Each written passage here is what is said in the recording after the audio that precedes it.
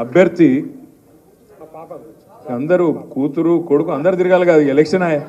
నేనేమంటున్నా, వాళ్ళ కుటుంబం ఎట్లయితే కష్టపడుతుందో మనం కూడా గులాబీ కుటుంబ సభ్యులందరం కూడా అంతే స్థాయిలో కష్టపడాలన్నదే నా ప్రార్థన మీ అందరితో. పాప పేరు భవానీ, తను కూడా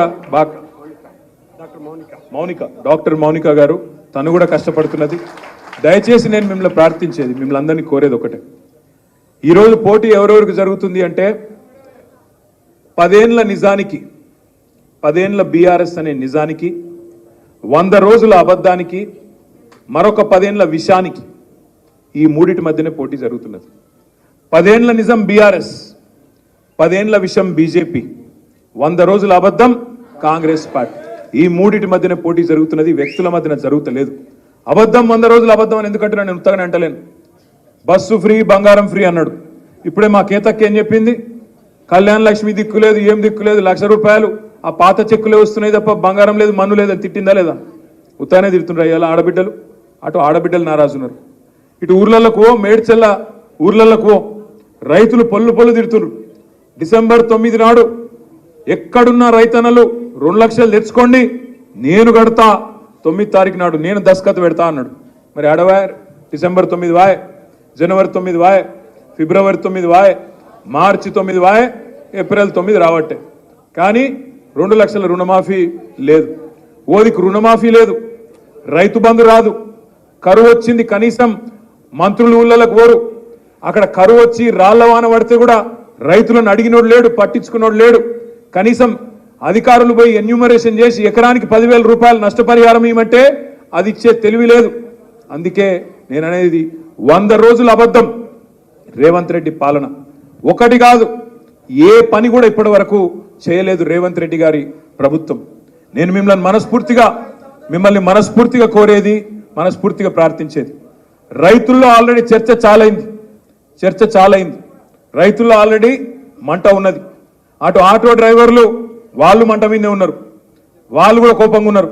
ఇటు యువకులు మా తమ్ముళ్ళు వాళ్ళు కూడా కేసీఆర్ ఇచ్చిన ఉద్యోగాలను 30,000 ఉద్యోగాలు కేసీఆర్ ఇచ్చిన ఉద్యోగాలకు కాగితాలు ఇచ్చి బురిడి కొట్టించి నేను ఇచ్చిన ఉద్యోగాలని చెప్పుకుంటున్నాడు, మోసం చేస్తున్నాడు అని చెప్పి విద్యార్థులు ఆగ్రహంగా ఉన్నారు. బంగారం ఏడవాయ అని మహిళలు ఆగ్రహంగా ఉన్నారు. మహాలక్ష్మి ఎక్కడవాయ నెలకు 2,500 మా ఆడబిడ్డలు కోపంగా ఉన్నారు.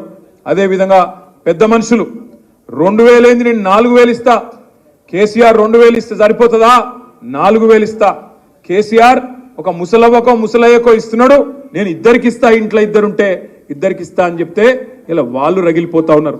ఇంతకుముందు మాట్లాడుతుంటే వెనకకెళ్ళి నేను వింటున్నా, పెన్షన్ పోయింది అని కేతక్ అంటుంటే ఆ పెన్షన్ కూడా ఒక నెల ఎగొట్టిండని చెప్పి వెనకకెళ్ళి మా మహేశ్వరి, మా బేగంపేట కార్పొరేటర్ ఆడబిడ్డ చెప్తా ఉన్నది. ఈ మాట ఎందుకంటున్నా అంటే, ఒక్క వర్గాన్ని కూడా ఇయ్యాల ఈ ప్రభుత్వం వచ్చినాక ఒక్క వర్గం సంతోషంగా ఉన్న పరిస్థితి లేదు. అందుకే మిమ్మల్ని ప్రార్థించేది, హైదరాబాద్లో ఇప్పుడే శ్రీనివాస్ యాదవ్ అన్న చెప్పినట్టు హైదరాబాద్ వాళ్ళు బాధపడుతున్నారు. ఇది ఎక్కడ బాధరా నాయన, మేమందరమేమో బీఆర్ఎస్కు ఏకపక్షంగా గుద్దిపారేసినాం. 24 సీట్లుంటే 24లో కాంగ్రెస్కు ఒక్క సీటు కూడా ఇవ్వకుండా జాడిచ్చి తన్నినాం. కానీ ఇట్లెట్లా వచ్చింది వీళ్ళ ప్రభుత్వం, దగుల్బాజీ ప్రభుత్వం అని చెప్పి హైదరాబాద్ వాళ్ళు బాధపడుతున్నారు. నేను మిమ్మల్ని ప్రార్థించేది, కోరేది దయచేసి ఒకటే, మళ్ళొక్కసారి మన కమిట్మెంట్ను, మన పార్టీ సత్తాను చూపే ఒక సందర్భం ఇవాళ. ఆగురుతున్నా ఎందుకే లొలిపెట్టుడు, ఇప్పుడు ఈరోజు మళ్ళొక్కసారి పార్టీ యొక్క పటుత్వాన్ని చూపే సందర్భం, సత్తాన్ని చూపే సందర్భం వచ్చింది. దయచేసి సీరియస్గా తీసుకుందాం, ఎక్కడోళ్ళం అక్కడ సీరియస్ తీసుకుందాం. రేవంత్ రెడ్డి మాట్లాడే మాటలు విన్నప్పుడు నాకు మెసేజ్లు వస్తుంటాయి, అన్న ఎంత మాట అన్నాడన్నా కేసీఆర్ను, ఇట్లంటాడా గట్లంటాడా మాట్లాడుతున్నాడు అని చెప్పి బాధపడుతూ మెసేజ్లు. అన్నాగా యూట్యూబ్ ఇట్లా తిరుగుతున్నాడు, అట్లా తిరుగుతున్నాడు, మాకు రేషం వస్తుంది, తన్నాలనిపిస్తుంది అని చెప్పి మెసేజ్లు పెడుతుంటారు. నేను ఒకటే అంటున్నా, ఎవరిని తన్నిలు అవసరం లేదు, గుద్దులు అవసరం లేదు. ఓటు గట్టిగా గుద్దుతే మళ్ళా పార్లమెంటులో మోత మోగితే అందరు మొరిగే ప్రతి ఒక్కరికి సమాధానం చెప్పినట్టు అవుతుంది. రేవంత్ రెడ్డి నుంచి మొదలు పెడితే యూట్యూబ్లో మొరిగే కుక్కల దాకా అందరికి సమాధానం చెప్పాలంటే మన గెలుపే దానికి సమాధానం అవుతుంది తప్ప ఇంకొకటి కాదు.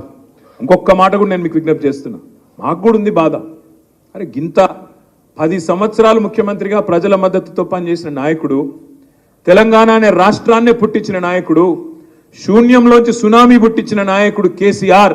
అట్లాంటి కేసీఆర్ను పట్టుకొని నోటికొచ్చిన మాటలు మాట్లాడుతుంటే మీకెంత బాధ ఉందో నాకు కూడా అంతే బాధ ఉంది. కానీ ఈ సన్నాసులకు సమాధానం చెప్పాలంటే, కరెక్ట్ జవాబు చెప్పాలంటే పార్లమెంట్లోనే మన ఓటుతోని మనం వేసే వేటే వీళ్ళకు కరెక్ట్ సమాధానం.